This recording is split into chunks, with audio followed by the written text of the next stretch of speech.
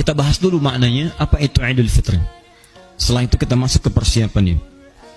Id itu artinya kembali, pulang, kembali ke asal. Ya, saya ulang, kembali ke asal mula. Karena itu saat kita kembali kepada Allah Subhanahu wa taala, asal pulangnya, asal tempatnya disebut dengan ma'ad. Waktunya disebut dengan mi'ad. Karena itu ada ayat dalam Al-Quran di surah ketiga Ali Imran ayat yang ke-9. Innallaha la yukhliful mi'ad. Sungguh Allah tidak akan pernah mengingkari janjinya. Di antara janjinya adalah mengembalikan setiap manusia kepada Allah Subhanahu wa taala sesuai dengan waktunya. Di banyak janji-janji Allah kepada hamba-Nya, di antara janjinya pasti semua hamba Allah akan kembali kepada Allah Subhanahu wa taala. Tempat kembalinya disebut dengan ma'ad namanya. Ma'ad. Ya, Imam Ibnul Qayyim Al-Jauziyah punya kitab namanya Zadul Ma'ad, bekal untuk kembali. Kalau bahasa kerennya sekarang, bekal untuk mudik. Kalau antum sekarang sedang persiapan mudik, ingat, mudik dalam pengertian kita nanti akan terbagi pada dua bagian. Mudik pada kampung halaman di dunia, mudik pada kampung halaman di akhirat kelak. Hati-hati, kalau mudik dalam urusan dunia saja, Anda begitu persiapkan luar biasa, bahkan kami pernah mengecek tiket kereta api saja, itu sebelum Ramadan, sebulan sebelum Ramadan, sudah habis, sudah bayangkan. Sebulan sebelum Ramadan. Dan luar biasanya, bulan Ramadan itu disiapkan mencari bekal untuk mudik dengan persiapan tiket yang sudah ada. Di Ramadannya mencari bekal untuk mudik, dan ditata tuh 10 hari pertama sekian, 20 hari pertama sekian, tanggal pulangnya udah ditentukan. Ya, seminggu sebelum Ramadan, sebelum Lebaran pulang. Sepekan tuh udah disiapkan.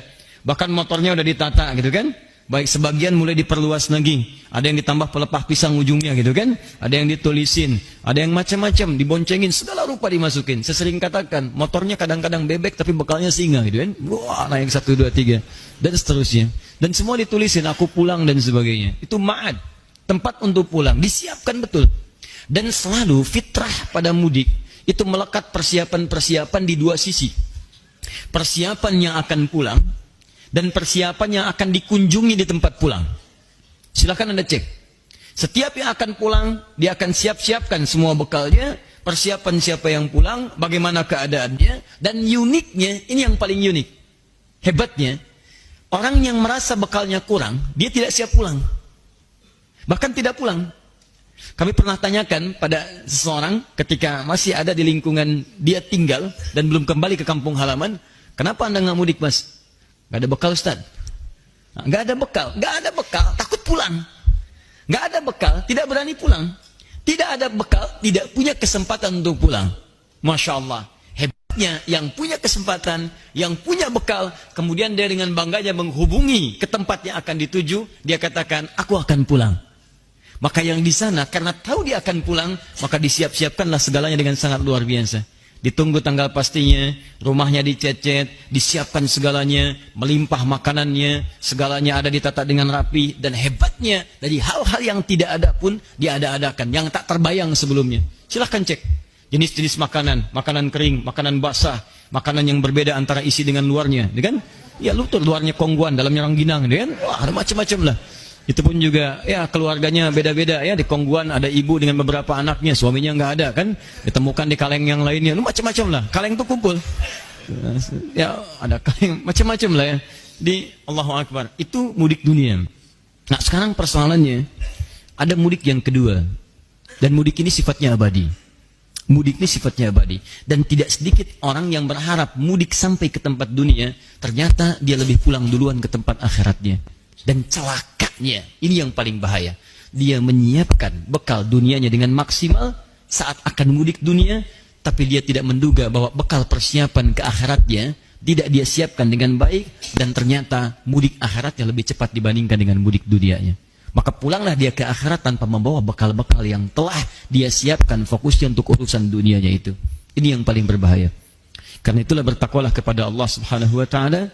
Saat kita menyiapkan bekal selama Ramadan ini, maka ketahuilah Allah telah mempersiapkan para penghuni-penghuni surga untuk menyambut kita saat kembali kepada Allah Subhanahu wa taala.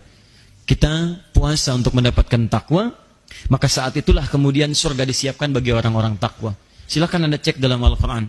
Umumnya setiap muncul kalimat surga, itu selalu dilekatkan dengan kalimat takwa atau amalan-amalan takwa.